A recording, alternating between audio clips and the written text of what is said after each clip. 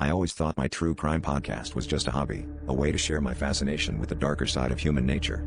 But it all changed when I started receiving recordings that made my skin crawl. The first one arrived on a rainy Tuesday evening, an anonymous email with a single audio file attached. It played out like any typical story of a crime, but with one chilling difference: it hadn't happened yet. At first, I dismissed it as a prank, something from a twisted fan or an aspiring writer looking for attention. But when the local news reported the exact details the following day, my world tilted on its axis. The recordings kept coming, each more detailed, each more terrifyingly accurate. I tried to ignore them, to pretend they were some elaborate hoax. But deep down, I knew they were real. My nights became sleepless, haunted by the chilling voice on those tapes. It wasn't long before I realized that I had to do more than just report on these crimes. I had to stop them. My podcast episodes transformed from tales of past horrors to desperate warnings, pleas for someone to listen, to believe. As I delved deeper, patterns emerged.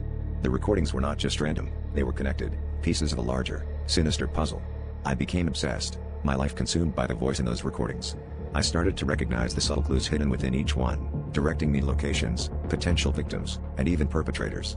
The line between podcaster and participant blurred, and I found myself caught in the web of a master manipulator, a puppet master pulling strings from the shadows. The final recording arrived with a name I recognized, my own. The voice, calm and detached, described a scene of horror yet to come, with me at its center.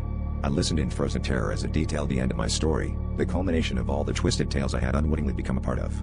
The realization hit like a cold wave: I wasn't just a storyteller anymore. I was the story.